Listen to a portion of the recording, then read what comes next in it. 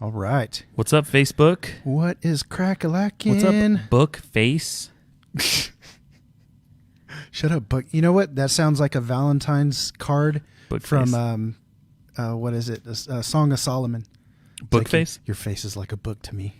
It's coarse. It says smooth as leather. Your breasts are like fawns. Oh, my. Did you see that We're one? just dropping that one right up front. Are we live? Yeah, we're live. Is it? Yeah, we're 15 Do you see seconds it? in, buddy. Uh-huh. On Facebook? Yep. Oh, okay, because I don't see it yet. Yeah. You thought there you it could is. just drop that Hey, that's reference? biblical, son. Okay. I mean, I could say all kinds of words that are in the Bible. This is true. There's some and crazy, they are all There's biblical. some crazy stuff in the scriptures, man. Like homeboy impaling the people who were like defiling the temple of the Lord. Some bad stuff. It's all good. It's all bad, good stuff.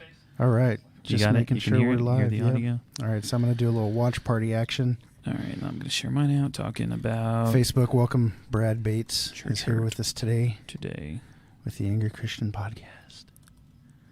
with All right, let's see. at Brad Bates of the Angry Christian Podcast. He doesn't seem like a very angry Christian. No, he hides it well. Show us your anger, Brad. That's all I got. That's it. Why can't I find you, Angry Christian Group? You don't have? Do you have a Facebook page? That's not a. I do. group? At Angry Christian. It should come up somewhere in there. How did we do watch parties again? I feel like they moved it. They did. Let's just see if I can get Brad Bates on here. Brad. With Brad Bates and the Angry. Who are your co-hosts? Jonathan, Michael, Brian, Jonathan, and Robert. Oh, wow. So when you guys are full, there's 4 of you. Yeah. Actually, there's 5 of us when we're all going. And that's only happened like once. That's funny. All right, so I'm starting my watch party. Whoop, whoop. How did you do that again? You have to hit share and then just hit watch party. And then you just have like your general friends list. Mm-hmm. Yeah, it's not. Is it not letting you? Yeah, I don't care. This is the fun part of going live. It's like all weird and awkward in the beginning. Right. And then everyone's like, no, we don't care. We don't really want to watch. Who are these people? All right, whatever. Brad, you're in Charleston? I am. Charleston, South Carolina. South Hey, Darren just Kakalaki. jumped on. Yo, What Darren. up? One of these Hey, days, D-Dog. he'll be on here too. We ought to just send him the Zoom link. Just let me jump in. Just come on and jump in. He's so excited right now. He's like, oh my God, go get my You're mic. listening to the KP Podcast Network. That laugh. Oh, man. All right. Are we about ready? Yeah, I can't find it. You can't figure it out? Yeah. You're sharing as yourself? Well, I think I got it. Give me 1 second. Brad, isn't the 2 most seconds. organized situation you've ever been in? Possibly. Just another typical Sunday. How would morning it make church you feel service. if your Sunday morning services ran like this? I'm connected to 2 different churches, so it depends on which church we're talking about. The answer would be We're just leaving room for the Holy Spirit to move. That's what's happening. There you go. That's a good way to. Sam McVeigh, what's up, Sam? Sam's a good friend of the show. Good friend of mine. Is it happening? Is it happening? Is it happening? Kachinga! It happened. All right. He's got it. I'm ready. 3 and 2 and... What's up, everybody? What up, salty dog land, Salty Dogs Podcast. nation of the Amalekites, Jezebites, Hezekites, The Shiites. salty dogites, And the Hittites. Yep. And the Salty Dogites. and don't forget those nasty Samaritans. You want to hear a funny joke? Yes, I don't even know if I should say this or not. I'm say going it. to say it. Say it. I used Do to it. joke about saying the Hittites, the Shiites, and the Biatches. Just because of the Shiite sounds like something else. Yeah, Yeah, just drop that. that was really bad. I'm live too. Why are you a Christian? Because the Lord saved me, even though I've got this whole thing going on. Do you know the unforgivable sin? You just committed it. It's not even real. I think that's it. Awesome. Okay, so It's good to be here. Yeah, Let's it's good to dive be in. here. Let's get this thing rolling. yeah, I have a question that I want to ask you. Ask me the though. question. So I have two things that I can tell you about and talk to you about up front, and I'm going to let you guys choose. You let me choose. Choose Yeah. my own adventure time on Yep. Salty Dogs Podcast. So you can hear about my most recent parenting revelation that I've had. Okay. Or you can hear about a scandalous book that I received in the mail today. I could go to any church on a Sunday and hear read. about a child parent revelation. So let's hear about your scandalous book. You want to hear about? Okay. Yeah. So Do you agree, Brad? Brad's here. Welcome, Brad. Hey, yeah, He's there. what's up, Brad? on it. He's going to Yeah. kind of be in the background for a little while, but yeah. And then we'll he's get to here. him. So you want to hear about the revelation? Yeah. thing? Okay. So No, I said no. I can go anywhere to hear that. I want to hear about the book that showed up. The Okay. Scandalous. Okay. Perfect. Scandal. So I went out to my mailbox today, and there was a book in there, and this book, I can't believe it was about. Basically, it was a book about the end times, and so it probably was. I don't even know. Maybe it was like 60 pages, and I have the name written down here. And at first, I thought that somebody that I know maybe dropped it in my mailbox for me to read it. But then I flipped it on the back, and it said current resident. Like the address. It was addressed to the current resident. But how hilarious would it be if, like, you had Christian friends that disagreed with your theologies and doctrines, and you just went and, like, mailbox bombed them with a book that was, like, against their theologies or trying to correct their heresies? That would be really good. I actually plan on reading it. I've read a couple chapters of it so far. Oh, okay. Yeah. Anyways. The book is called it's called National Sunday Law: Forces Unite Amidst something crisis. I have the word messed up. Okay. But anyways, it is all about this person's interpretation of what is going to happen in the end times, and about how America is a great, great, great nation, almost borderline idolatrous of how highly they speak of America. Anyways, Christian nationalism, right? it's a thing. So it was just so interesting. So I don't even want to get into a conversation about thoughts about Revelation in Revelation theology. There's a word for that. What's that called? End times theology. No, isn't there like another fancy word for it? Brad, hook us up. Eschatology. Eschatology. Eschatology. I said it first. I don't want to get into that. But I had a couple thoughts. I got a couple chapters in. I read to the back. They reveal who the beast is, by the way. So I'll leave you a little cliffhanger there. So at the end of the book, there's a page that has this basically like tiers that you can get into to pay for people to get books. Like you can pay $5 per copy for 3 copies, and there's like price points. If you do 1,000 books, the books go down to 50 cents. So at the lowest point, you could be a savior to 1,000 people potentially for as little as 50 cents or $500 total, or you can pay $15 for a 5. Like, are you getting paid for this infomercial? listen, on the but Salty listen Dogs to podcast? this. So I just started to think about the intentions behind this. Like, why would somebody mail this out? And I came down to 2 possibilities. A best case scenario is that there is somebody out there that cares deeply about the eternal, I guess, being, like where people are going to spend eternity, and so they've decided to write this book and then have people fund it for it to go out into mailboxes and all this kinds of stuff. So in best case scenario, people care and want people to know Jesus. Best case scenario. Okay. The worst side of that best case scenario is that it's packaged in fear, and that that's the delivery. Like, what is their hope? My hope is, in the best case scenario, that someone would read this, be terrified that they're going to be eternally separated from God, tormented forever, tossed into the lake of fire, and then that they will give their life to Jesus that way because they read this and I've introduced them to this truth. Mm-hmm. What a great way to start a relationship with the most loving being, I guess most people would say. Creator, God, Creator. Yahweh, right? Yahweh, Yeshua. Yes. Like, He out who of fear. saves, And the interesting loves. thing is that no one would ever encourage anyone in a human relationship to start a relationship out of fear. Ever.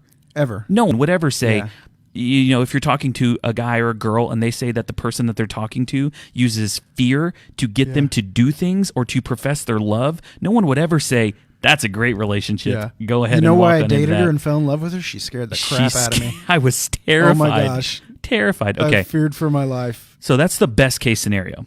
Okay. The worst case scenario is that somebody actually saw a really good end to leverage fear to make lots of money off of people selling, sowing their seed into the kingdom. Well, think about how much they spent to print and then mail those things. Well, but I just thought about the $5 markup. Like, there's a clear incentive to go ahead and just do 100 books for the 70 cents. I should have chosen total the instead child of 5 revelation story. Right.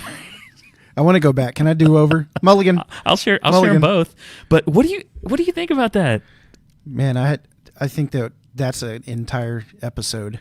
Gosh, of talking about fear-based evangelism. Man, and here's the crazy thing is I got a podcast recommendation for you.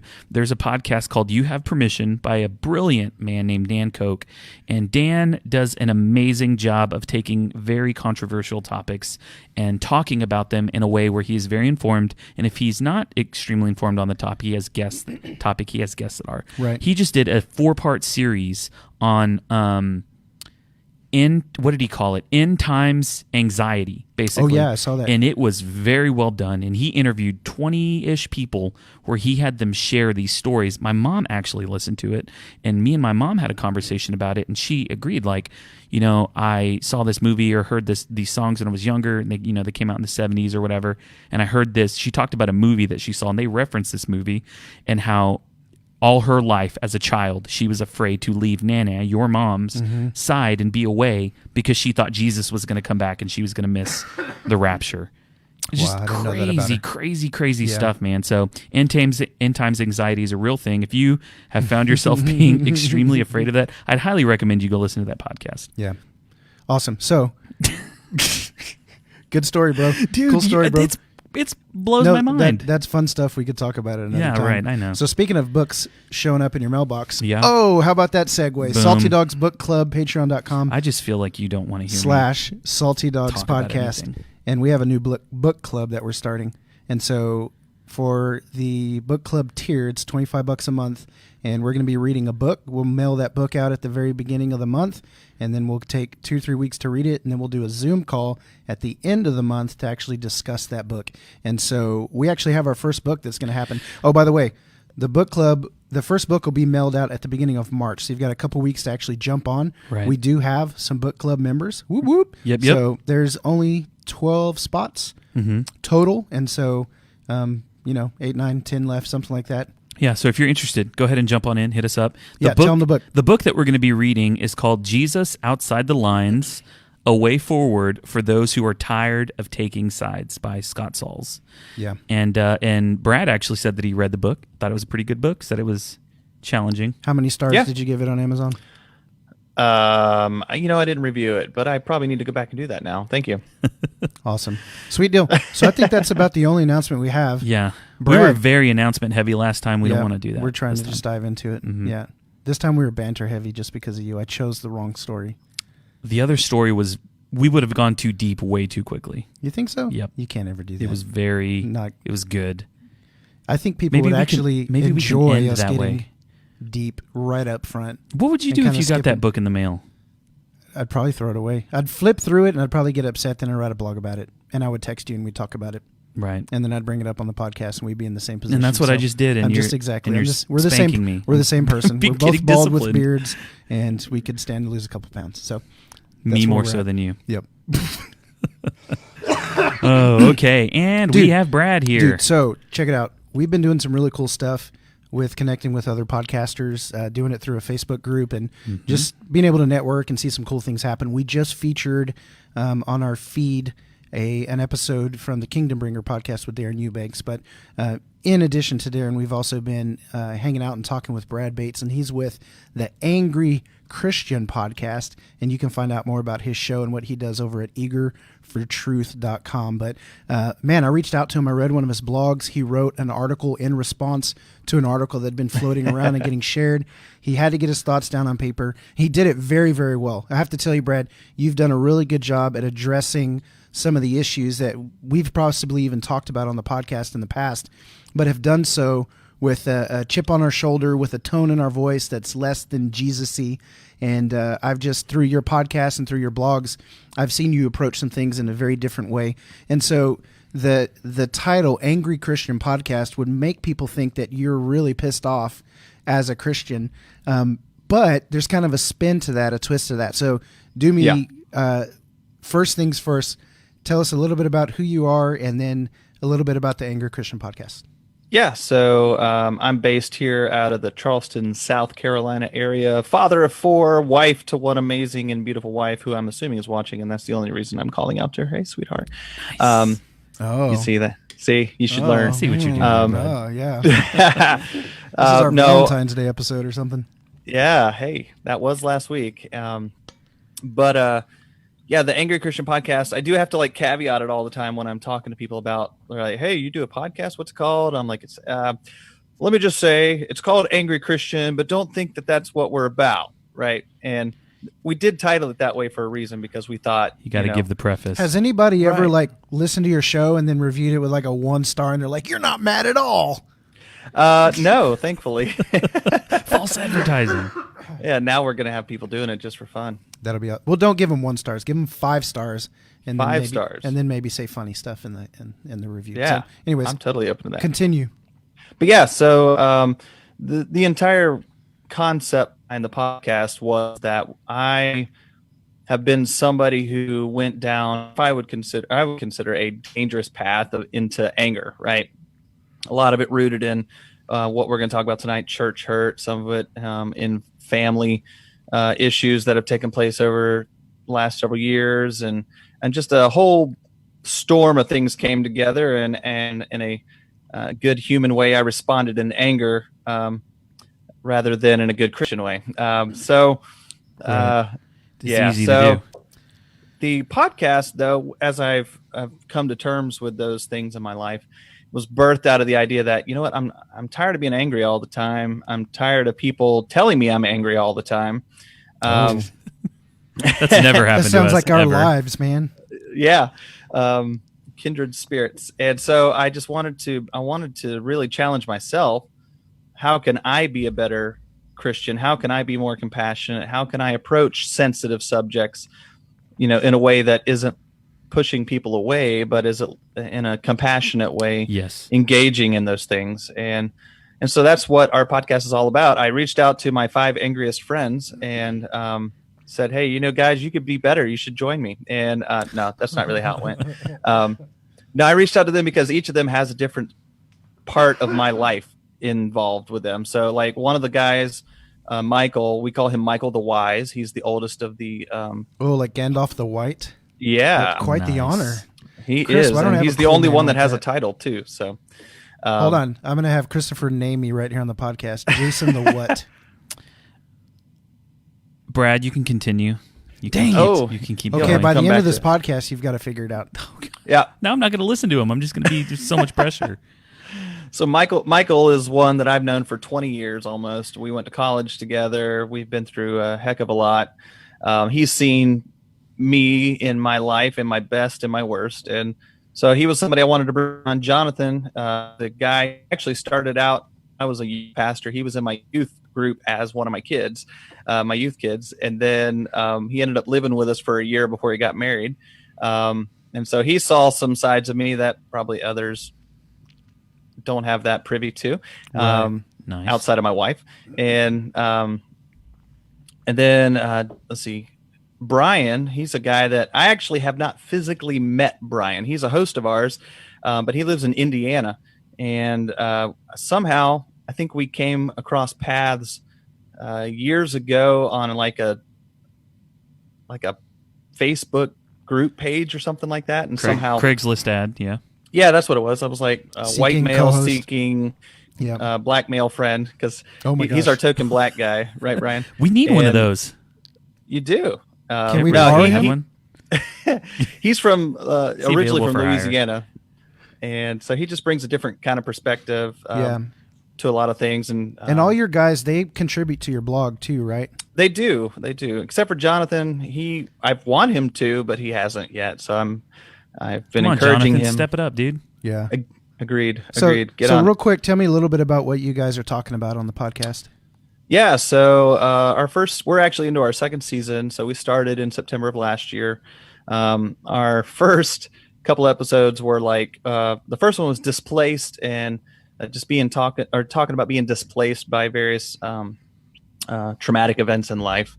The next one was the place of anger, and just trying to get our minds around, is there a place and a time to be angry as a Christian? Yeah. That was a fun topic. After that, we tackled 2 topics. One was don't bite the shepherd, and one was don't beat the sheep. Right. Yeah. This is laughing. I'm laughing Tell 'em because when we the Salty Dogs podcast, when we started, there were 3 angry individuals, me, Jason, and Casey, and we were also just very angry at the world. But one of the names that I threw out was Sheep Beaters, the Sheep Beaters podcast. It was not politically correct. We just wanted to lean into all the people who drove us crazy in the Right. industry. The Sheep Beaters, yep. And I based that off of, have you seen the video where there's a shepherd trying to walk the sheep across the road, and there's a car with like a dash cam, and basically one of the sheep completely turns on the shepherd and headbutts him to the ground, and then it starts attacking him. Oh my gosh. I have to watch this. That's classic. It's classic. Just go look up like shepherd attacked by sheep. I'll look it up later. Sweet deal. It's totally worth it. So yeah, we started talking about those things. We've talked about just kind of, you guys are probably familiar with the response that came out of the whole John MacArthur, Beth Moore issue. Oh yeah. Mm-hmm. So We you're the talked one about- recording those little snippets that are like 4 or 5 minutes long. Was Yeah. that you doing those? I enjoyed those, man, big time. Those are what I call my little shorts. Your shorts, Nice. Yeah. bread shorts. Yeah. That's funny. That's good stuff. So, real quick, Yeah. before we dive into the meat, because we always like to take a long time to get there, tell me how you broke Reddit today. You broke How did Reddit? I broke Reddit. Please tell me it involves a megachurch pastor. No, I wish. Oh, No. okay. So I actually posted 2 things to Reddit that apparently broke it. It didn't really break it, but I did get a gold award. I don't know if you guys have ever gotten a gold award. No. I got a gold award, which invited me to a special place called the Reddit Lounge. That's impressive. I know. I don't even know how that happened. But so one of the posts was, I said, I posted something about the dangers of apologetics and how there is a danger within the realm of apologetics of being led into arrogance, basically, and thinking that, You're right. yeah. Yep. Man, And that's a then- whole podcast topic, or Yeah. episode topic there. Yeah, that's a really good one, I think. So you And then the posted next that, yeah. second one was I said that atheists were valued and loved and treasured, and that we Christians should not call them trash, because I was told by somebody on my apologetics post, no less, by a Christian, Yep, quote unquote. that atheists were trash, and I was like, I'm sorry, say what? And so Yikes. I had to respond to that, and I called him out straight up on Reddit, and he even jumped on that thread. He was like, I'm the one who said that, and I think that's true. And I was like, you're an idiot, dude. And, So you had how many comments by the end of the day? Last time you checked? last time I checked, I had 500 upvotes and like 300 or 400 comments. That's Yeah. nuts, man. Yeah. So yeah, they're I still would going. I would just be happy if I got like 1 upvote on something I said. That's the first time that's ever That's happened to me. So nuts, I man. clearly hit a You're making nerve. it. You're making it big time. Making bro. waves. Woo-hoo. Yep. Well, you just got to be controversial against some of that right and wrong Christian whatever craziness that goes on. Hey, can I make a what do they call it? A preface before we dive Sure. into this? Yeah. So today we're going to be talking about church hurt, and I'm sure Brad's going to dive into a lot of his story and kind of sharing some of the church hurt that he's experienced and things like that. And if anyone's a regular listener, they've heard you and I address church hurt that we have in our lives. And so I just want to preface this conversation by saying, if you are someone who thinks that we are beating a dead horse or something like that, or you know, maybe even would tend to think something like, just get over it. Like, just move forward. God has bigger, better things for you. Just move forward. You're living in the past, blah, blah, blah. Like, I want to just let you know that if you are someone that tends to feel that way, I want to challenge you to be a little open-minded and realize that just because you haven't had an experience like that doesn't mean that other people haven't had them. I'm upvoting your comment. Thank you. Brad, would you like to second upvote his comment? Yes. Oh, upvote wait. that.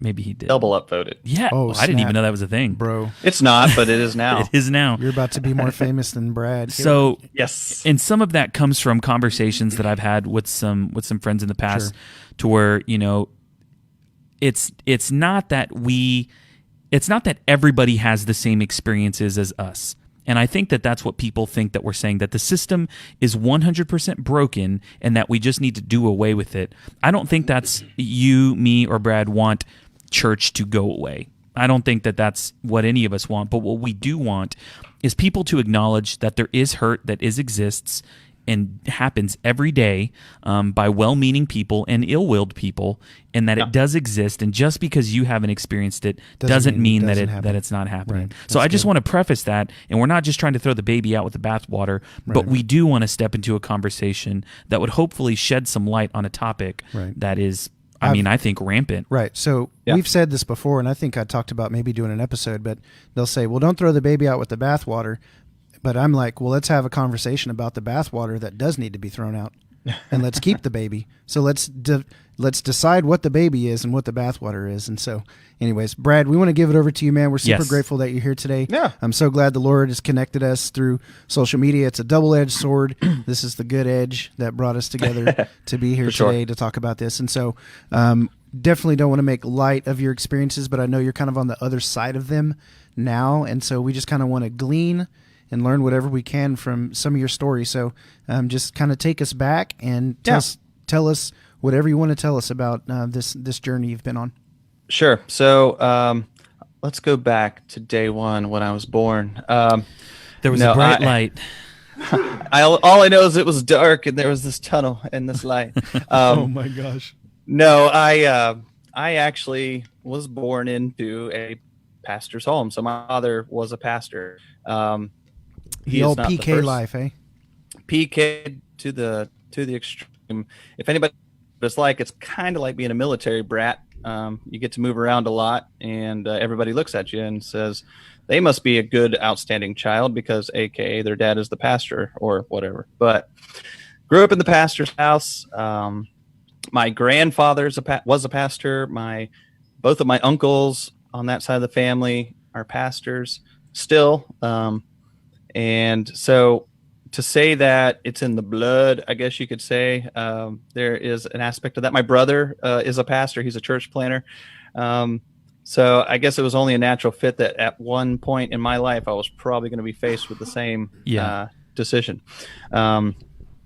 Though I ran from it, I'll be honest, for a while. But I recall, you know, as most kids, we don't pay attention very much to what happens at church from probably being born until I was in high school. I didn't really care, right? I didn't pay attention. I got saved at 7. I did the whole walk down, say the magic prayer, and that was that on a Wednesday night. And I can even remember the guy's name. His name was Arnold Moon. He was the revival preacher in a Southern Baptist church in West Virginia. And so got saved.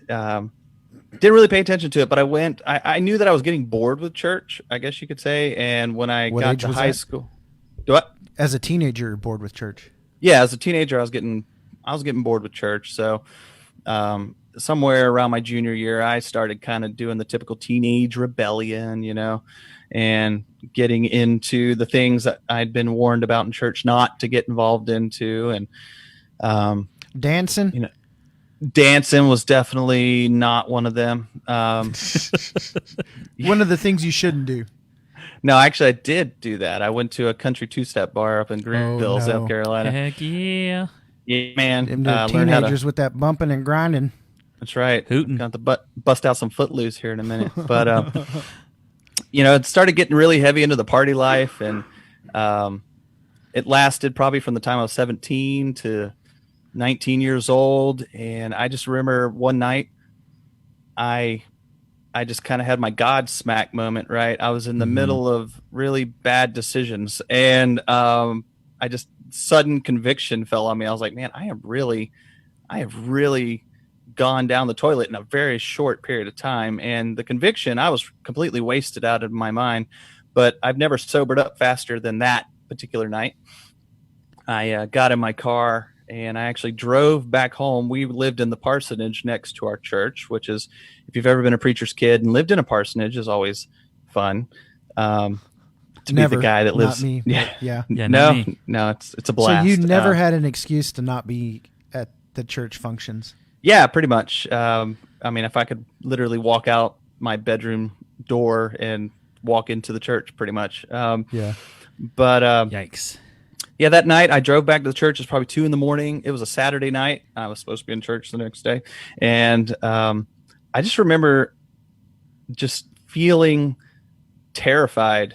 And I just got down on my knees in the middle of the parking lot at 2 a.m, pitch black, staring up at the steeple and praying to God that he would not kill me. Wow. That was where I'd gotten to. I was just like, please, Lord, don't kill me. And I honestly, honest to God, I felt him whisper into my ear, get up, man. I've heard you and it's going to be good. And at that moment, I just felt a sense of peace. I went back to my house, completely sobered up and fell asleep, woke up the next day, went to church, had the normal stuff. And, but I began to say, you know what, I need to probably get away from this life and circle of friends that I had. And so I came to Charleston, South Carolina, one of the already cities of Carolina. That made perfect sense. But ended up at a Baptist college, Charleston Southern University. Nice. And got linked up with Campus Crusade for Christ somehow. Never led worship, never been in ministry. In fact, up to this point, people would be like, hey, you look so much like your dad. I bet you're going to grow up to be just like a pastor, just like him. And I'd be like, yeah, no, that's not happening. And it's just not going to happen. And I ran from it. And when I was 19 there at CSU, about halfway through my first semester, I felt like, you know what? Maybe ministry is the thing for me. And I ended up getting my bachelor's degree in youth ministry. So I started into music ministry actually first through Campus Crusade, and then I would do some music at youth groups and whatnot. And how old are you at this time? About 20, 19 or 20 at this point. Okay. So just now getting started into some sort of ministry. Yeah. Background. And I remember going home. This is where I think I began to kind of wake up. I hadn't really gotten involved into full-on church ministry yet.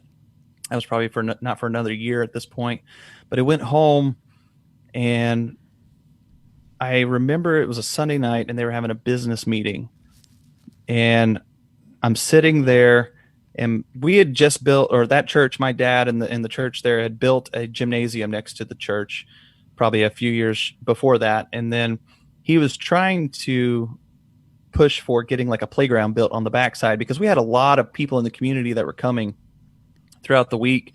And he was just trying to kind of create a place that little kids could go play while their parents were inside the gym or doing things like that. Yeah. And I just remember this guy in the choir standing up and basically shouting down my father and telling him that he was leading the church astray, and that Oh my gosh. Man. I don't even know what all was said. I just remember my blood boiling at that point, Right. and thinking, I sure hope this isn't what being in the ministry is like. If this is, I mean, this is in front of the church. Like, there were guests there, visitors. Yeah. You know, it's like, oh, awesome. I'm And glad we're just in the showing this middle side of of service, ourselves. some guy stands up and just starts yelling at your dad about how he's doing everything wrong in his Well, ministry. yeah, it was a business meeting, and so business they had meeting, come- that's right, Yeah, yeah. it was a business meeting, and they come to this part about, you know, the playground, and he apparently didn't like it. He didn't like it, and he made a point to make sure that everybody in the church knew he didn't like it, and that he didn't like my dad. Jeez. So was this kind of your first taste of like kind of bad taste in your mouth about potential ministry? Yeah. Yeah, that would definitely be my first real experience. And I was, so, you know, I saw that and I started kind of getting mad, and I associated the behavior with the age of the man too. Oh yeah. Older So generation.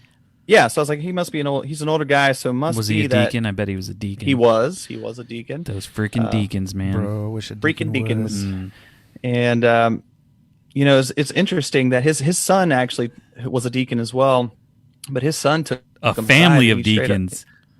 Yeah, but his son was not on board, and his son looked at him and he said, "Dad, if you continue this way, God is going to kill you." Well, that boy, And I hope he stayed a deacon. he did stay a deacon, and his dad died 6 months later. No way. Yeah. So Gosh. kind of a He whoa moment. Ananiased him. Yeah. So That's wild. Yeah. son. Dang, man. I was just like, man, God must take this stuff kind of serious. Right, And yeah. graduated college. Before I graduated college, I actually started at an Episcopal church. I grew up Southern Baptist, so I started at an Episcopal church, which I thought was a natural progression. But it was not a normal Episcopal church. We actually met in a movie theater, and I was the youth pastor and worship leader. Was there for a couple of years. Honestly, I was one of the churches I had been a part of. I didn't really experience anything that I would consider typical church hurt in that church. The pastors were great. The people were great. Some of the best older folks that I've ever encountered in my life were in that church. I had a 90-something-year-old lady who came up to me, and I used to get mad at her because I would see her put cotton balls in her ears when we would start the music. And That's funny. and I was like, why is she doing this? And I never said anything, but she came up one day and she said, "Brad, I just wanted to let you know that I know you probably see me put these cotton balls in my ears, and you're probably wondering why I do that and sit on the front row." And I was like, "Yeah, it has crossed my mind." And she goes, "Well, to be honest, the music is not my favorite, and the sound volume is certainly not to my liking." But she said, "I look around this room and I see the teenagers and I see the college kids and I see the young families here and I see them worshiping, and those things far outweigh my preferences." And so she said, "I put the cotton balls in my ears because I would rather put cotton balls in my ears than to tell them that they're not welcome here." Wow. And so that was something that really stuck with me. Shout out. She's a real OG, man. She was, man. And she was probably 92 back then, and that was 15 years ago. So I doubt she's still around. But no, she's 117. Nice. That'd be impressive. Happy story.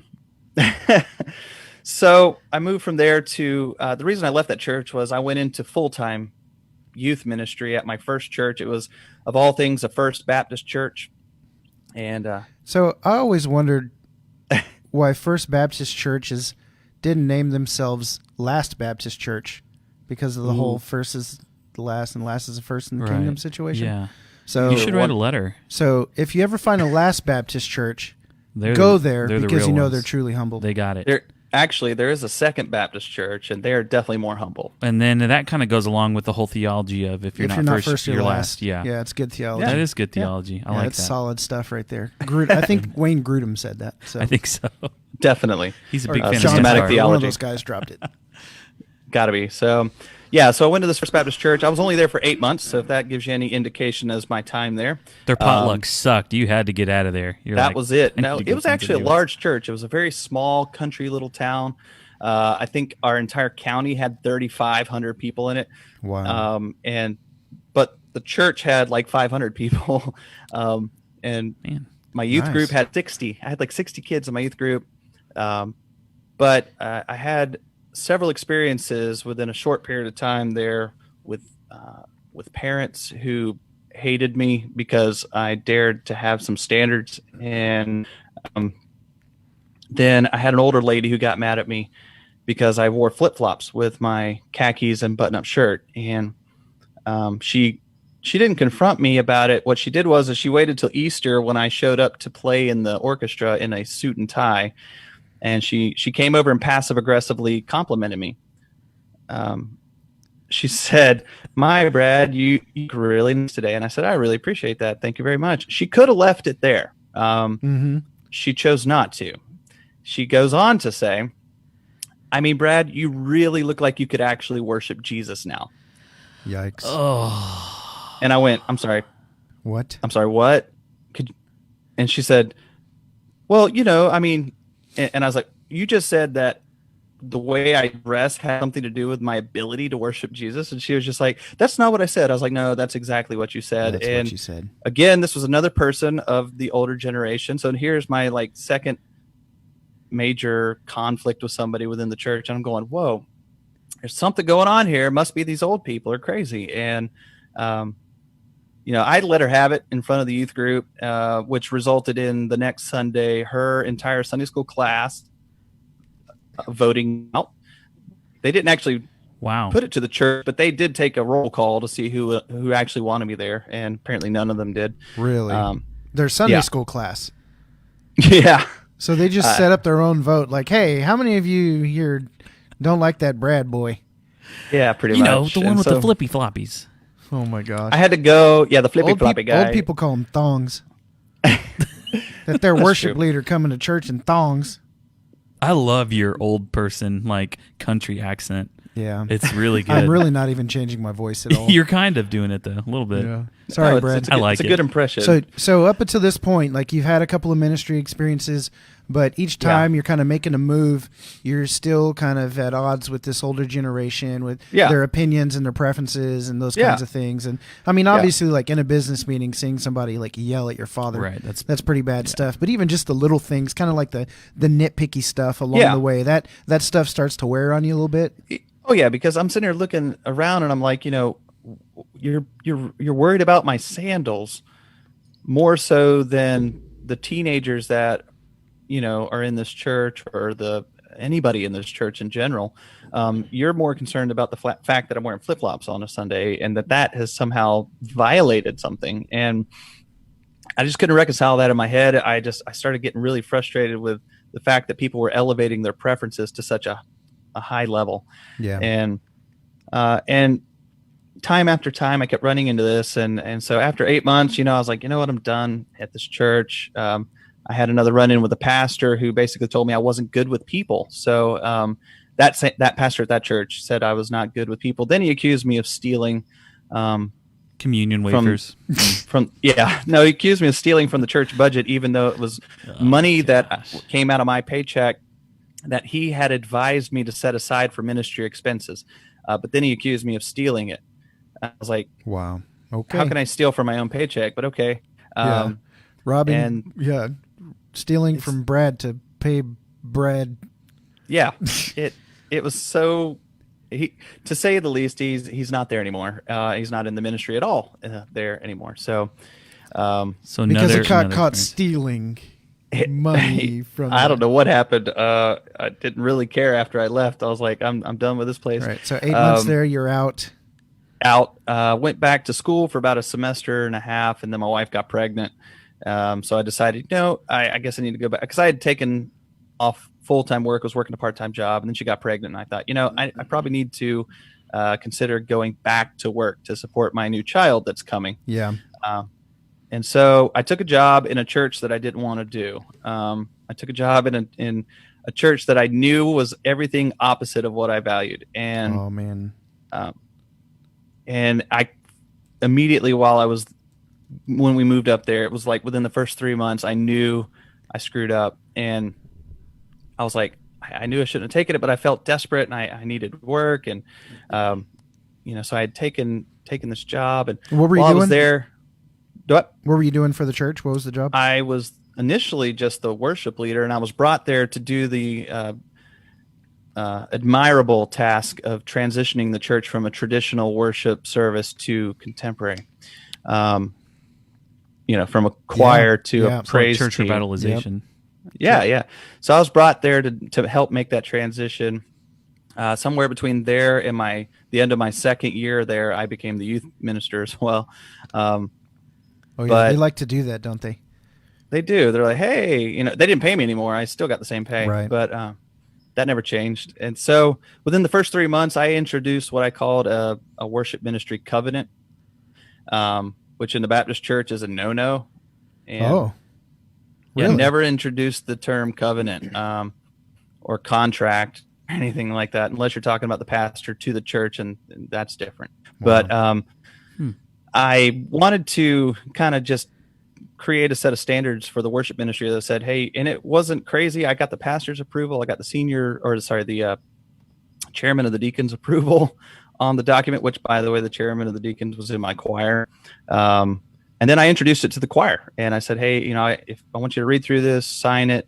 If you agree with it, if you don't agree with it and you don't want to sign it, well, then you're not in line with our values. So, I will help. I'll be more than happy to help you find another ministry in this church that might be a better fit. That Man, you came in swinging, man. Those Yeah, old people, yeah. they probably had a heart attack with that. They did, and I in 1 week I went from something like 30 or 40 people in the choir to 15, including the chairman of the deacons who approved the document. Oh, So he just kind of accepted the terms of the user use without. Yeah. He checked the box and he didn't checked read the it. box and He didn't scrolled read. all the way down. Yeah, he was like, "Oh, wait, he actually meant this," and so he didn't sign it and he quit, and so that was fun. One of the older ladies in the choir. So here we're back to this older generation conflict with Brad Bates, and one of the older ladies took me into the pastor's office the next week, and she had taken the contract and taken a red marker and just kind of bled all over it. Mm-hmm. And she sat me and the pastor down, and she said, "Do you see this? Can you believe that he would make us sign it?" And he said, "I've seen it. I read it and I approved it. What part of it do you have a problem with?" And she was just like, well, he goes, "Is it the part where it says don't gossip, or is it the part that says, Dang. you know, he just started things naming their like, sins. yeah, He- I mean, I put that in there. I was like, he don't reached gossip. down into the sand and started writing something, and Right. she like got up and walked Yeah, off. she started stuttering, and he Oh, goes, no. "Look," he goes, "get down to it." He goes, "What's your problem really?" And she turned around, pointed at me, and she goes, "Problem is, I'm not going to take instruction from some 25-year-old kid. Oh, I'm 60 years old and have been in the church my whole life, and I'll be doggone it if I'm going to take, correction from some 25-year-old kid." oh boy. So I was like, Yeah. and What do you say my to that in that moment? You just let the spirit rise up and shut your mouth. I sat quietly. All the My proverbs pastor- come flooding back, like "Don't open your mouth." Yeah, don't speak. Let the fools reveal themselves here. Right. No, my pastor responded. He said, he goes, "I figured that was your problem." He said, he goes, "The reality is I hired him to do this job, and if you don't like it, you can quit." And Dang. Shout out to Pastor for having your back. yeah, he always had my back my entire 2 years there. And I really appreciated that about him.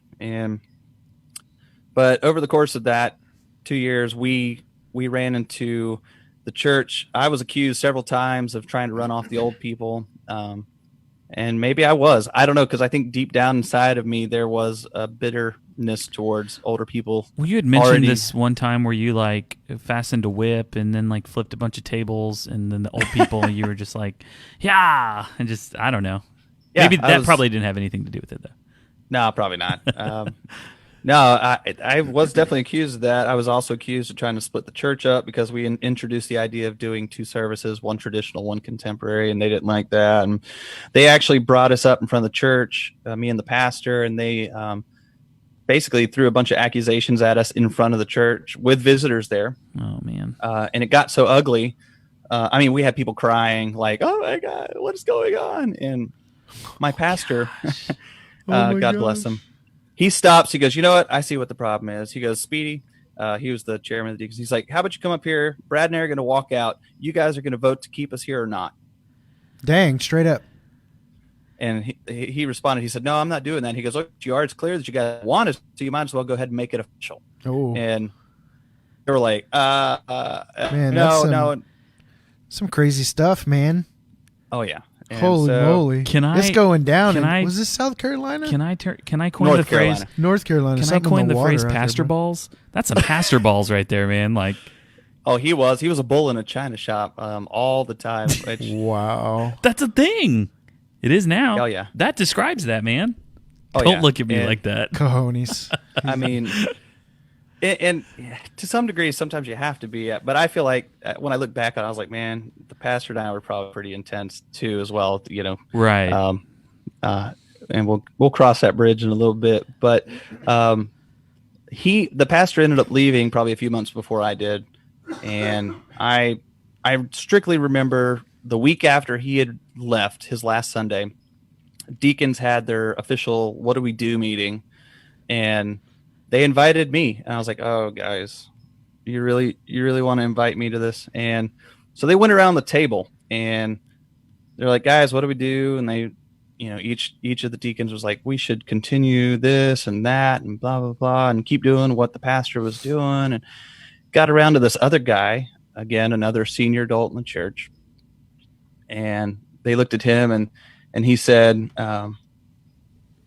he trashed the pastor. He just went off. He went totally bonkers and trashed the pastor, trashed his ministry. That's tough. Said that the last 4 years have been a nightmare under this pastor and all this other stuff. And I sat there, and as he was speaking, I was getting angry, and it got to the chairman of the deacons. He says, anybody else? I hadn't spoken at this point. He says, anybody else have anything else to say? And I was like, really? You're going to open up that door? Okay. Yeah, I do.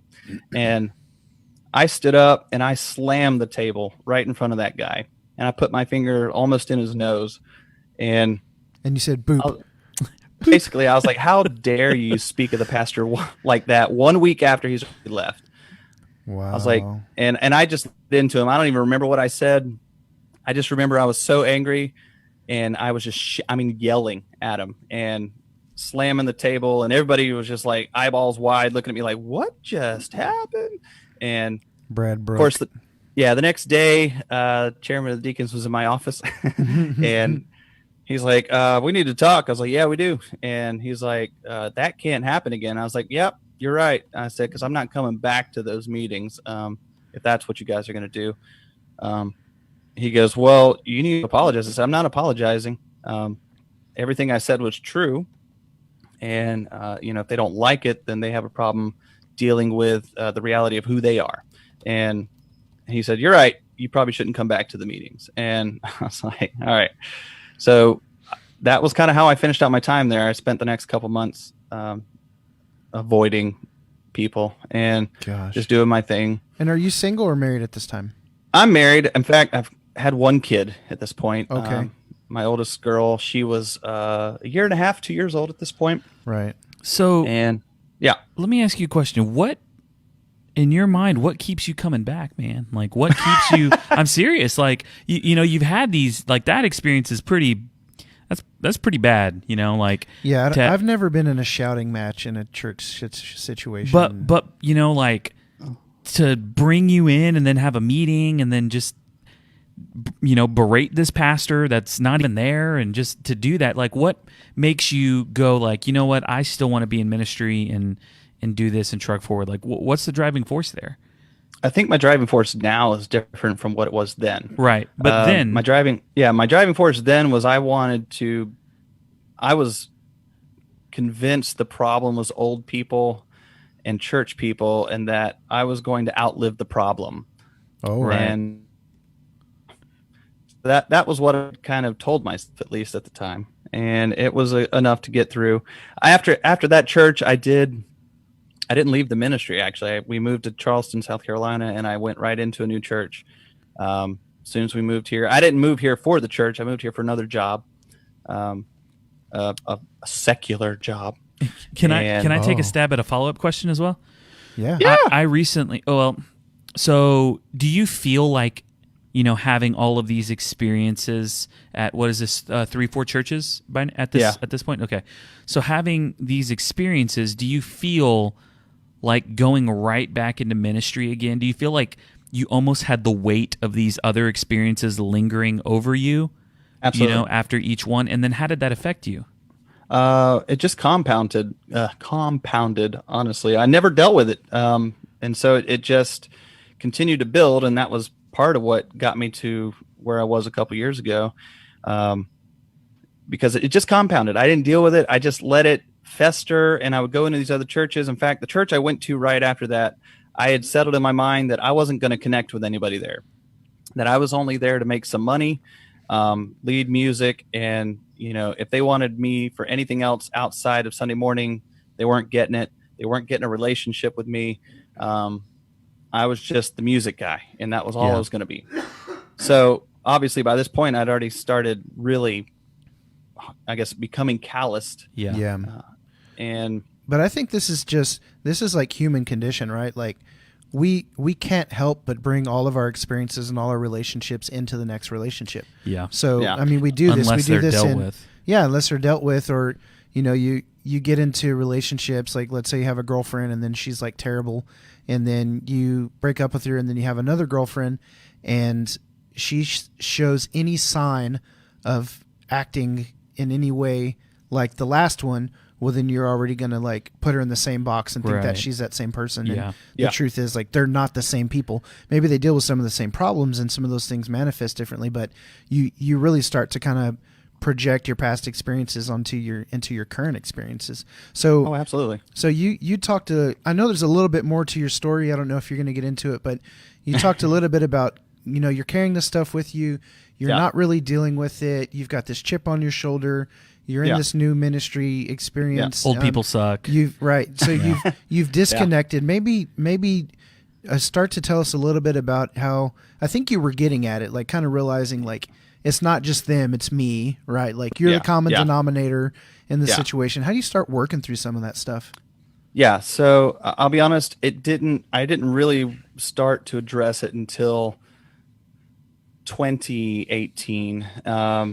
So what's the time gap between the last experience that you just told us about and then 2018? Yeah, so 2009 and 2018, so 9 years. Gotcha. And in that 9 years, I was at two different churches. Okay. Yeah, so the second church I was at leading up to 2018, I had been there for about 7 years, 8 years almost. So that's a long time to be at it's a a long church. time. Yeah, and especially when the typical youth pastor, and I was the worship leader at this time, but the typical youth pastor role is maybe 2 years, right? Yeah, I thought I heard the last statistic I heard when I was a youth pastor was 18 months. Oh, really? Yeah. Something like that. Yeah, 18 to 24 months is Wow. the typical tenure of a youth pastor in a church. And then they move on to bigger, better things like church planning. Mhm. Yeah, that's just getting Don't their you feet dare, wet in don't ministry. you dare bait me, Jason. Sorry. But so you were at this other one 7. Yeah, I was at this other church for 7 years. In that time, I'd become involved in what I told myself was cultural and political engagement. So I started actually getting involved in politics pretty heavily and cultural engagement, standing up against abortion and gay marriage, and starting to be vocal about that kind of stuff on social media. Right. And the job that I had taken when we moved back here to Charleston in 2009, I had been there for almost 10 years up to this point in 2018. And up to this point, I just become such an angry Christian. Like, it came out in social media. I let people, I was the guy who was right all the time. Everybody else was There's wrong. not angry Christians on social media. Let's not fool ourselves. No. I was the social media warrior. Have you ever seen the JP Sears video, Social Media Warrior? We have a Facebook group called Social Media Christian Warriors who think they're Christians that me and Jason lead. You want to join it? Yes. That's So hold on. I'm gonna type this in. Social media Christian warriors. Yeah. No, Social Media Warrior, and that is JP Sears. And are they serious about this, or this is a No, parody? it's totally comedy. Like, Oh, Okay. okay. Yeah, I was. no, it's spot on, right? Like, Okay, the way okay. he describes being a social media warrior is this. That's He's great. very bold as long as he's got a computer in front of him, and Oh, that dude's hilarious. yeah. I know that guy. Yes. He's Yeah. funny. Okay, good stuff. so that was me, right? I was that. I had become that. I was beating people up in chat rooms. You were poning them. You were Oh, owning man. them. Yeah, man. Weaponizing I was scripture. breaking Reddit every day, and Yeah. Eventually, around September, I had posted a response to a university here in South Carolina that they had posted this guy who was talking about just the inclusiveness of the campus, and then he signed it with his pronouns. He's like, my personal pronouns are him, her, whatever, and in my snarky way, I responded and I said, well, I am so glad that you pointed out your pronouns because it was difficult to tell that you were a man based on your picture and your name. Right. That was not nice. No, it was not nice. They deleted it from the university page. So I, in my anger, was like, oh, you're just so mad because I'm a Christian and I took a stand for gender, the right genders of male and female. I messaged them privately and I was like, why'd you take my stuff down? Are you scared that somebody's going to expose you for the frauds you guys are and my all gosh. this stuff? Turns out, I didn't know this. The company I work for was a large tech company. Turns out they were one of our clients. Oh, And- no. Yeah, so they found out where I worked and they called the CEO of our company. When I say big company, I'm talking like big company. We're talking like the Microsoft of the nonprofit world, like big company. And Oh, Oh man. next thing you know, it wasn't in September, it was in October, Halloween day of all days. I walk into the office, HR grabs me and says, you to come in here, sit me down, and they tell me I'm fired. And they cite my social media comment. And wow, yeah. wow. So I've heard of this kind of thing happening before, like people, like news reporters and Oh, people, yeah. they'll tweet something and then they get fired for it. So like that actually happened to you. absolutely. So what do you have to say real quick to people who are out there just like going to town in the comments saying all kinds of stupid crap? Like, Yeah, but leveraging morality and leveraging rightness, like I have to tell you you're wrong because I believe that you're wrong based off of what I believe. I mean, I just think like, that the truth is like you can't say whatever you want. No, you can't. I would say sometimes it's just best left unsaid, not because it's not true, but because social media honestly is really not the best environment for these types of engagements. I can count on one finger the amount of times that it's actually worked in my benefit. And I actually had a gay friend of mine ended up church because of it. Say that again. Only one time has my social media engagement actually produced something positive, and I had a gay friend of mine who actually ended up coming to church out of it. Yeah. And we're still friends. And yeah. I think we I've were heard not this then. I think I heard Yeah, this I didn't know story in one of your last episodes. Yeah. Yeah. So getting fired obviously was a bit of a wake up call. Man, I also just want to say, like, I know that I don't know, props to you for just being vulnerable and honest. Like, it's not easy to hop on here and just air out, like, it's one thing to talk about, the deacons saying this and this and this, but that's a whole nother thing for you to share, like, hey, here's what I did, here's what I said, and I did this. So, I mean, props to you and thanks just for your honesty and vulnerability as you're sharing this stuff. I appreciate that. Yeah, I'll be honest, I denied it for a long time. In fact, I pushed it off as my company being anti-Christian. I even called lawyers trying to get them to file a lawsuit for religious discrimination. Yeah. So that's what I did for the first couple of months of being fired, was telling myself that I was wronged.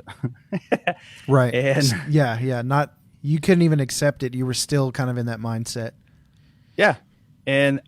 But I don't know if it was just during that 9 months of employment, God really began to convict me that, you know what, you've got a big mouth, guy, and you're kind of angry, and you kind of need to deal with this. And don't you see where it got you? It got you no job after being there for almost 10 years.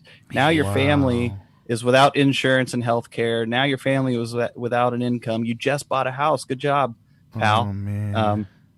Way to put your family in, at risk here. So let me ask you, like, I mean, I've been through some of this angry Christian social media warrior stuff. Like, I've said some really mean things to people on Facebook before, and I've kind of been there. But, I guess all the while I kind of knew I shouldn't be acting that way. Did you ever kind of have that, you need to chill out, or did you feel totally justified during that time?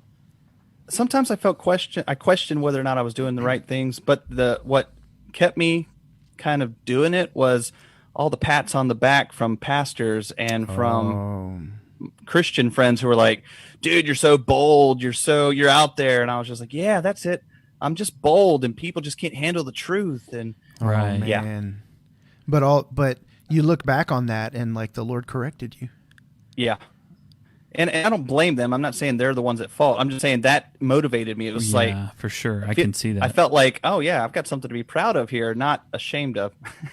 Yeah. So do you feel like this how did this tie back to the church hurt that you had experienced?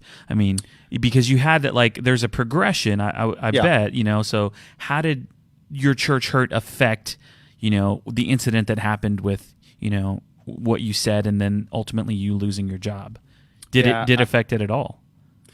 I think it was certainly part of it. Like I said, at this time, the church I was involved in, we were going through a lot at the same time. So it was like all this is going on, but at the same time, there's a lot of crap going on in the back back rooms that people didn't know about. Like I had the youth pastor and I were best friends at this church, and like that summer, he left the church and quit talking to me for like 2 years, and I felt like, dude, we were best friends. Like when I say best friends, I'm talking like he would call me and say, "What's for dinner?" Like not asking, "Do you guys want to come over?" Yeah. Just what's for dinner, and I'd be like, I don't know, let me talk to my wife, and then next thing you know, we're at each other's houses having dinner without even inviting each other over, you know, and that was life. We did that day a week, 5-6 days a week, we would have dinner together. And then one day that happened, and then like our church people were just leaving left and right. I had several people who were blaming me for leaving the church, and I had several people who were in leadership who I had one lady at that church. This is not even an exaggeration. Our pastor had taken some time off and went for a year and moved to Indiana, but he came back. During that time, they made me the associate pastor of the church, and so I kind of oversaw things while he was gone. When they got back, we had a big like leadership meeting, and I had a lady who was one of the elders' wives with me standing there. She said, you know, we really appreciate that Brad's been here, but he's not our pastor and never would be. Man. And I was like, oh, cool. And what hurt more was that the pastor didn't say anything to that. It was like, he just kind of let it go. Yeah. He was like, yeah, you know, and I'm like, hold on, you know, and things began to deteriorate between me and him over the last 2 years of that. So all this is happening right up to the point where I'm getting fired. Yeah. So it's just a whole perfect storm, and I maybe this social media lash out was my angry response to the things going on in the church, because I couldn't say it at my church, because if I did, that would almost assuredly get me fired there too. And so I was holding a lot in, keeping a lot in, and it would just manifest itself in stupid ways on social media. Yeah. How do you feel like? Where did some of the healthy processing begin, and what did some of that look like for you? That's a good question. The healthy processing began when I finally accepted that I was the problem. And how did you figure that out? Was that revelation from the Lord, right? Like you don't know you're prideful unless someone like reveals to you that you're prideful, right? Like, but then even if someone tells it to you, you just brush it off. You know, it's like you have to have that realization, like you said. Yeah. No, I agree, because up to that point, I had really just, when people did say things like that, I would just justify it and be like, no, you just don't understand me. You're just not as enlightened as me as I guess, I don't know. But yeah, I think it was definitely God really just began to, I mean, I was 9 months unemployed, and I would go and just drive the back roads kind of in a depressive mode. Like, man, what am I doing? Like, I have nowhere to go. I have no job. I've been applying for crap for weeks with nothing happening. And all I could think was, my family needs me to make money, and so we can pay for the bills and feed the kids and clothe the kids. And the more I thought on that, the more I started going, I'm here because I did this. Man. And I couldn't justify it anymore. I couldn't look at my previous company and say, well, you just hate Christians. No, I was like, no. Well, they may, I don't know. But the reality is that my big mouth got me here. And right. Nobody else, nothing else, me. And as I started realizing that, I started looking back over like my old blog posts and my old stuff, and I just started going, don't you hate that, man, when you can see your tone and stuff? Oh. Yeah. In fact, I think I even left a lot of it up there just as a memorial to the idiot I was. Oh, wow. Jeez, man, that's tough. I've gone back and looked at some stuff that I've said before, and I'm just like, gosh, who was that person? Why was I... So, and you know, a lot of it's anger too. You know, you're talking to two people that also deal with their fair share of anger as well. Yeah. That tend to be keyboard warriors. Dude, there's been times where I've called Christopher and I'm like, bro, I mean, I've said it with tears in my eyes. I said, I'm so mad and I just don't even know why. Yeah. And I was like, and I don't know how to not be this way. And the Lord's done. Yeah, go ahead. I was gonna say I still deal with it myself. You know, it's not like I took a magic pill and I'm suddenly this happy-go-lucky guy all the time. You know, I wish that keto solved all, but it doesn't. Keto solves a lot, though. I'll just say It does. You know, I think that just that general realization that I was the problem, and I nobody pointed it out. It was just when I had 9 months to sit and think about why I was here. You kind of make the connection. So not everybody listening who's maybe in the same boat as you are, or maybe dealing with anger, hurt, or whatever it is from their past. But like, you know, what would you say to somebody now who's in it, who maybe won't have that 9-month period to really kind of sit around and come to that conclusion? I would say when people criticize you and they say things to you, it may not be 100% true, but there is probably at least an ounce of truth in what they have to say. That's good. Use what they are saying to really be introspective about yourself, right? If somebody says you hate old people, right? You're like, that's pretty extreme, and you're going, dude, I don't hate old people. Yeah. Right. But if you start thinking about it, and if I started thinking about it, which I did, I started going, man, I have had a lot of bad experiences with older people, and I dare say that I've really built some walls between me and them.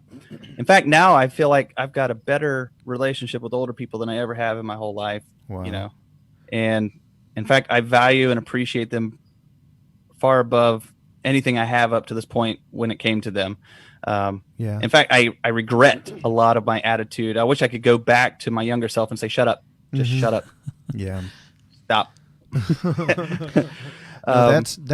That's pure gold right there. And I just want to reiterate that, like, take the criticisms that other people are sending your way and actually weigh them to see if they carry any weight of truth, any ounce of truth concerning you. And because it's really easy to write that kind of stuff off. But the question, the way I put it is, I would say, ask yourself, what if they're right? And then take it to the Lord and say, God, you show me. Right. Am I a jerk?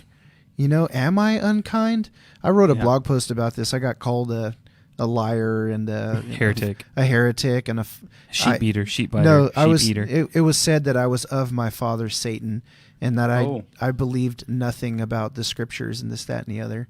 And I got pissed about it, so I started blogging about it. And the blog actually turned into like, well, what if they're right? You know, what if I am a hypocrite? And I'm just like, you know what? I do have some hypocritical tendencies, and I'm not perfect. And you know, but Jesus says something somewhere about, what does he say? Agreeing with your accusers. Mm-hmm. Agree quickly. And I don't hear a lot of teaching about that. No. There's not a lot of deep Bible study or sermon series talking about agreeing with your accusers. There's a lot of pastors that will preach about not being accused as elders of the church and not allowing accusations to be made without witnesses. Without and witnesses, one, two, or three, whatever it is. Yeah, no, that's gold. Go ahead. If you couple that with what you're saying, with I also took that to my wife, right? So I said, "Sweetheart, oh yeah, that'll do it." Are they seeing something I'm not? Do you agree with them? And she would look at me and be like, dude, you know, and I was like, you do agree with them. You do agree with them. All right. You know, we had a conversation here. It may have been this last episode or even the episode before. I think it was. Where I talked about how, you know, I asked my wife, like, hey, you know, what are some character flaws that I have, like, in my life? Like, what are some areas that I really need to work on?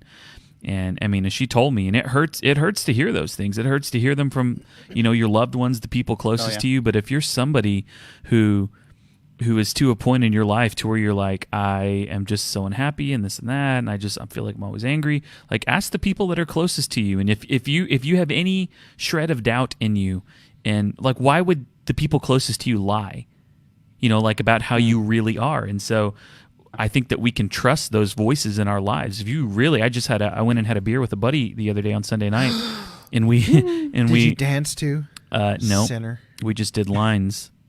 Dancing. We did line dancing. Oh gosh. Yes. But we got into a really big conversation about, and well, here, I'll get to share my big parenting revelation.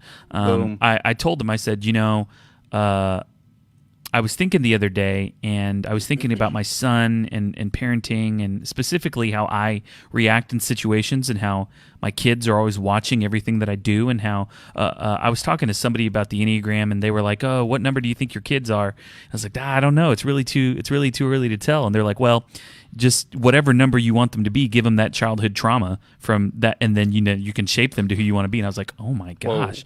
Whoa. But the idea that we can affect someone so here was my profound thought that I like the phrase that I've been telling myself just over the past couple weeks is be the man that you want your son to become. Mm-hmm. I mean, and you can even extend that to children, like be the man that you, or be the human, the person that you want your children to be, because there's a lot of things in me that I've inherited from my parents that are not good qualities and that are not good characteristics.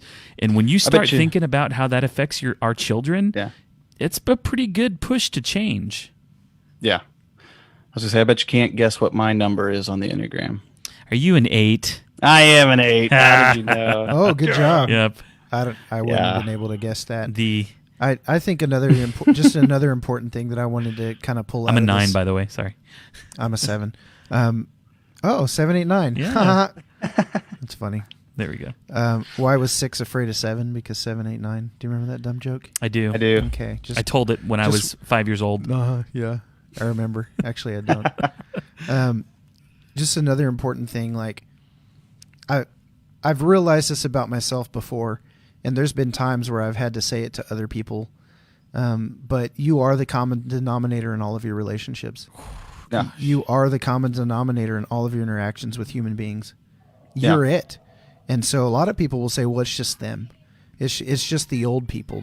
It's just the deacons. It's just the SBC churches I served in. It's the church plants. It's right, the it's pastors. just this. It's just that. But you are the common denominator in all the places that you go. So freaking true. And so you really, again, one of the things we've been talking about a lot on our podcast recently, I guess recently is just our last episode, but introspection and self-awareness, like it's so important to be able to look to self and to be able to self-diagnose, and look into the different things that you're experiencing or whatever it is, and just be aware of how you are and who you are and the way that you're being around others. And that's just super important. So I think we kind of got on the angry train, I think, more than the hurt, church hurt train. More than the church hurt train. But no, that's totally fine. But I think the anger probably stemmed from the hurt. Oh, absolutely. So, what do we say to somebody, and it could be the same thing we say to somebody who's angry, but what do you say to someone who's been hurt by the church, who, who's been in your position where they've seen their family or friends yelled at by deacons or pastors or fired or kicked out or whatever it is? Well, can we define something before he answers that? Absolutely. Okay. I mean, I think a lot of the common denominator in church hurt often has to do with people and how we're treated. I mean, no one ever is hurt by the pew. I mean, like, I hate that pew. That pew. It's like someone has done something to you, said something about you. I mean, like, there's always another human involved in any type of, I think, church hurt that experiences. And so I just kind of wanted to throw that out there and shape that, or put that before whatever your answer was going to be. That is, it's a good question, because it's hard to tell somebody don't get offended. Not to hold this over the whole church, and that's the danger, and that's the danger I fell into, or the trap I fell into, was that I began to paint with broad strokes the whole church based on my few experiences. Yeah, and what I found is that when I began to be honest with myself, was that I found that not all churches and all church people are like that, and when I began to stop going into each church experience with those presuppositional thoughts of this church is going to hurt me, these people are going to be like this, when I put that aside and just said, you know what, this is a new group of people. They are not the people I just walked away from. There may be people here that are going to hurt me, but you know what? I'm not going to go in here expecting that. And I'm not going to hold over them the hurts that they didn't give me. In other words, I'm not going to hold them accountable to the wounds that somebody else gave me. Oh, that is good. Say that again and make it more profound. Okay, I'm Make not it going to rhyme. hold. I'm not going to hold others accountable for the wounds that they didn't give me. Dang. That's good. Yikes. We Yeah. can end the podcast right there. Okay, bye. Okay, see ya. Plug pull. Oh no, we lost the audio. Oh, No. it's gone. Man, I did want to. gosh, I did want to that's throw good. something out there when you were talking about. What was it? It was the self-awareness, just being able to do the self-introspection. Right. There is going to be people that when you start talking about it and being transparent about it, that are going to accuse you of being falsely humble. Oh. That's In fact, interesting. I was accused of that the other day. I was told I was faking humility by talking about Like just kind of for the pat on the back. yeah, and I said no. I said humility is being willing to admit that I'm wrong. Fake humility is putting the word "if" in front of it. Like Oh yeah. so, Okay, if I say yeah. I'm sorry for you, I'm sorry I hurt you. That's being humble. I'm sorry if I hurt you. I'm sorry if I hurt you is fake humility. Oh. Yeah. So I've had some pretty heated arguments with close loved ones about how apologies are given based on semantics and that kind of stuff. And so I think it's good to consider how you're apologizing and how you're doing those kinds of things. Right. But you also have to, if it's somebody really close like a spouse, Yeah. you know when it's sincere and when it's not, regardless of the words they use, I think. Mhm. So Right. but anyways, yeah, it's a different Now- situation. there's another trap we fall into though when we're doing the introspection is that we begin to stay there. We get to linger in that, right? I could sit around and just talk about how stupid I am and how angry I was and never move to a place where I'm bettering myself because of it. And when I get stuck there, that's a problem. If I don't allow my introspection to motivate me to be better going forward, then I'm kind of wasting that introspection anyway. So Right. So what's the practical after that then? the practical of that is, for me, it's walking the talk, right? Putting I can sit here- action to your thoughts. Yeah.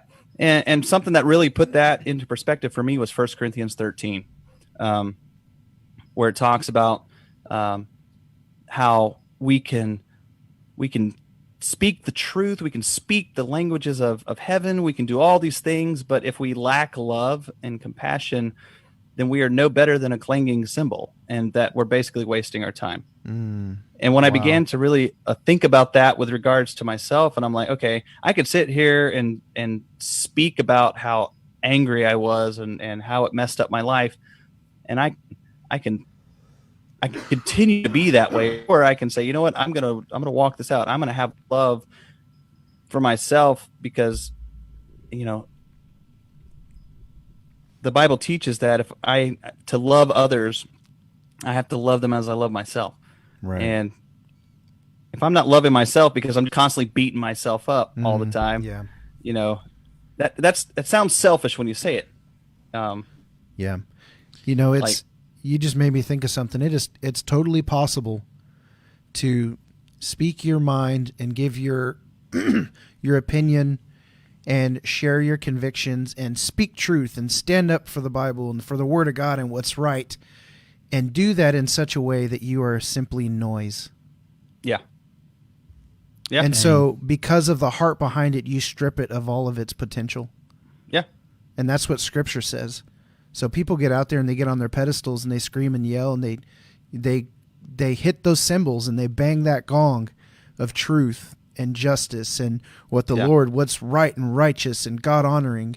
And when they do it with the wrong heart, without love, they're just simply noise. Yeah, and I think it's That's First tough. Timothy. It's either 1 or 2 Timothy where Paul's talking about, being willing to give a defense for your faith, but to be gentle and kind. Hey, let me ask you a question. What would have changed it for you? Like, what would have changed it for you? Like, maybe helped you go down a different path than when everything culminated at you losing your job. Like, what would have needed to happen in your life for someone to help intervene and help you? I don't know if you can think of anything, but maybe I'll honestly, just simply ask the. Oh, go ahead. I was gonna say I think what happened was what needed to happen. Right. I'm just that thick-headed that I need a hammer upside the head to wake up. So you don't think like maybe someone coming alongside you and sticking it out, even as tough as it was, and being there, and like you think you really did have to kind of hit a floor for you to go, oh man, like something as serious as like we don't have health care, what how are we going to pay for this, like all that, like it's kind of the wake up call you needed. Yeah, I think for me it was that way, but I wouldn't say that I'm necessarily the standard either. For each person it's going to be different. You never hope that anybody's going to hit rock bottom to be able to snap out of their projectile or projection. Sorry. Right. And that was me, but others may be quicker to learn from others' mistakes. Wasn't it? It was on your last episode, The Battle of the Ages, where one of the guys was talking about it being absurd to live by the ideology that you just learn from other people's or you learn from your own mistakes. Right? Yes. They're saying, no, you learn from other people's mistakes. Yeah, for sure. Yeah. Right? That was Michael the Wise. Oh, I quoted Michael the Wise. Michael the Wise. He's very quotable, that wise Michael. No, and that is true. I mean, and he used the example of like touching a hot stove. Like you teach your kid not to touch the hot stove. You don't want them to learn by actually burning themselves. My daughter touched a hot stove today. Yeah. And she burned her hand. Yeah. And I told her not to waste that experience. I did. After I put some aloe on it. Oh, okay, Yeah. good. Yeah. No, but basically said your kids ought to come into adulthood with all of their childhood scars, having learned from all their experiences. Ooh, man. Ooh. Yeah. So anyways, that's good stuff. Don't you feel good that I actually listened to your podcast? I do. I appreciate that. Yeah, I had Makes me feel warm and fuzzy. I had a long drive from Houston to Wichita. And so, What he's saying is he ran out of all the other podcasts that he used to listen to. no, I purposely listened to Angry Christian Podcasts. That's not what you told me. Stop. I'm kidding. You, Christopher. I'm kidding. I love to stir the pot. I'm a pot stirrer. You're a pot stirrer. And I think a lot of it. You know who else stirs pots? Witches. While no, they're they casting stir. spells. They stir cauldrons. Okay. They don't stir pots. All right. Silly. Okay. But well, the reason I had asked you that question earlier about like, is there anything that anyone could have done to kind of help you see a little bit more clearly? Because I'm thinking about our audience and just people who, have gone through church hurt, and I feel, like for me, I've had some church hurt, and I feel like the most common response that I've received from people is one of frustration and anger when I talk about it. Mm-hmm. And maybe that's because sometimes I paint it in broad strokes and they feel like they get caught in the crossfire. That's what happens. We have a lot of pastor friends, and so yeah, you throw a net and they, or you give a description, they fit it. It's like stereotypes. Right. And so I guess I'm just trying to think of like other people. How can we help other people in the midst of their church hurt? And I don't know if that's simply acknowledging their, I don't know. It's all different. All church hurt is different. So it can't really be prescriptive. I think, something else that helped us was that my wife and I actually went to counseling. That's good.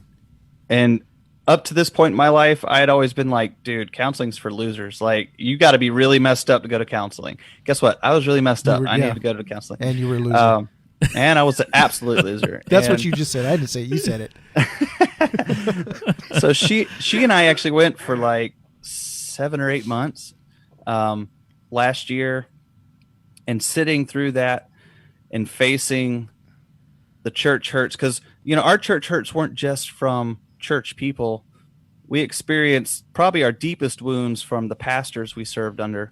Gosh, and that's tough. And staff people we served alongside of.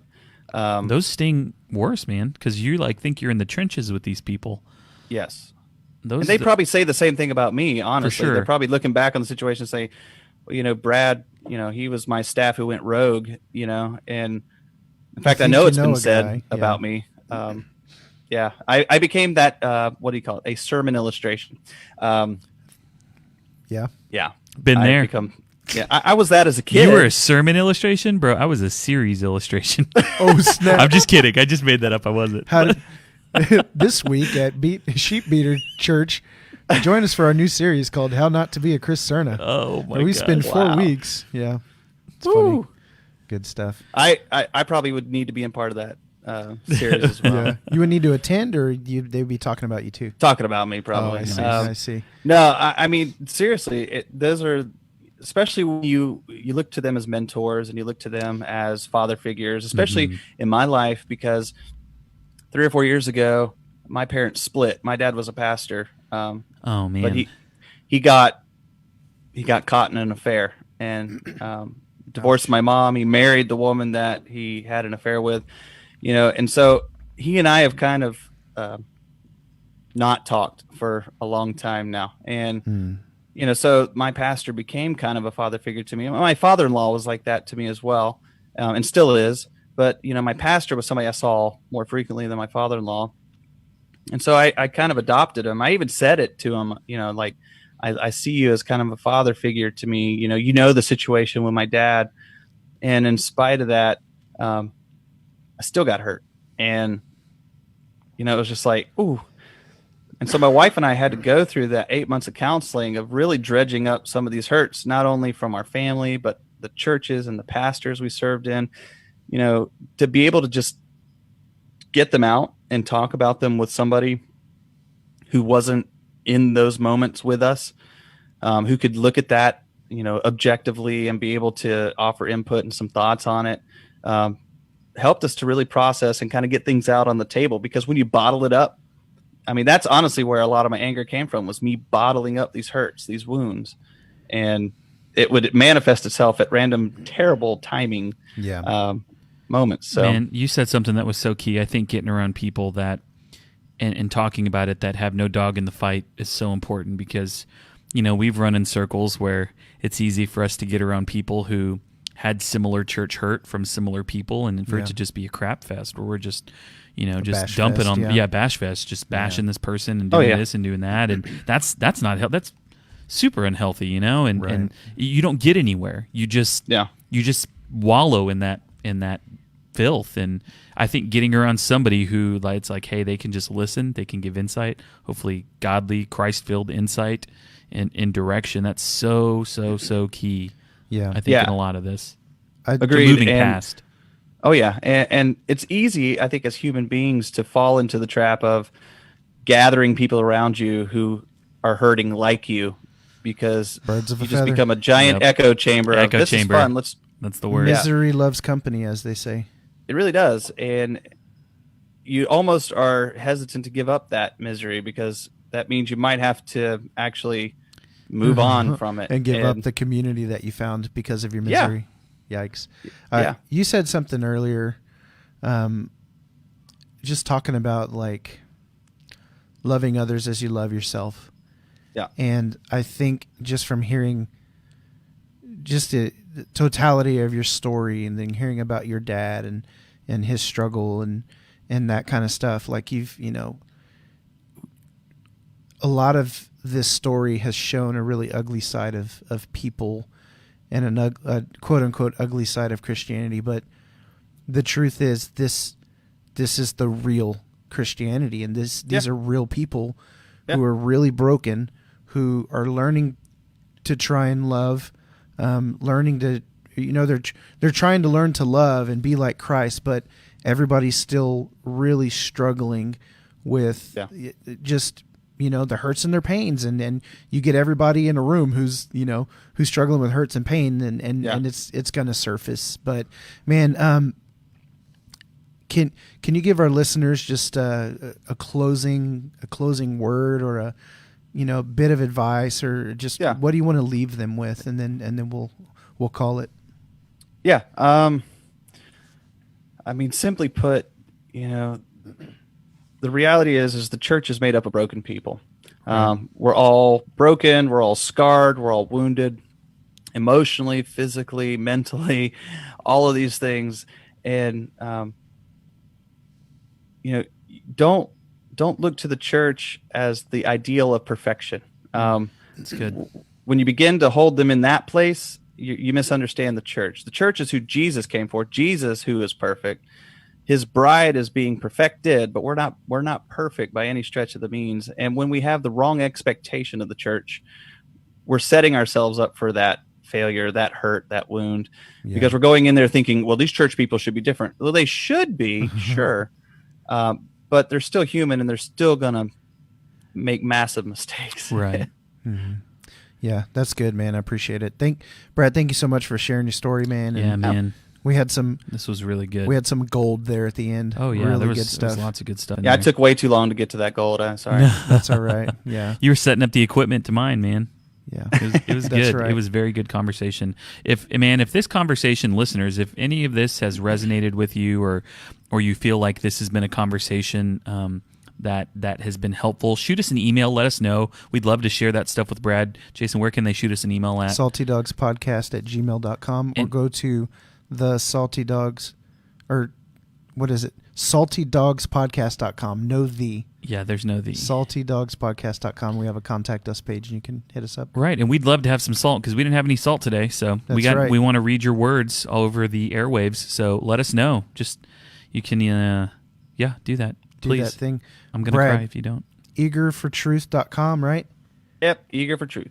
And Angry Christian Podcast. You're on all of the fun podcast outlets, Apple Podcast, All the above. Google, all those places. Yep. Cool. Are you on social media anywhere that people can find you if they would like to? Yeah, our Facebook page is actually Recovering Angry Christian. Okay. But if you look at Recovering Angry Christian, but it will take you to Angry Christian Podcast. Yep. We also have Angry Christian Podcast Group, where you can join in the conversation. and Yeah, have go fun join with his us. group. Yeah. Go do that. And join We'd our love to group, engage with you. Yes, join the Salty Dogs. Salty Dogs Christian Podcast group. Yeah. Sweet deal. I don't think this will be the last that you're hearing of Brad or Angry Christian. No, not at all. There's some cool things in the works. Yes. They're only saying that because I'm sitting here. When they get off the air, they're going to be like, yeah, let's never bring That was that guy total back. crap. We're not even going to run that. Yeah, it's like, what happened? Dude, I can't find the video. I can't share it. I It's don't know there. what happened, man. It's Facebook. there. We can see it. Weird. That's funny. Awesome. Well, let's Yeah, call man. it Salty Dogs Book Club at patreon.com/Salty Dogs Podcast. We really want you to join. We got spots. We want to read cool books and have good conversation. We want to talk to you. We don't have friends. Yeah. We've made them all mad. So That's come be right. our friends. We've pissed them all off on Mhm. Facebook, and so they don't want to even talk to us anymore. Yep. Sad. I wonder how many times I've been unfollowed.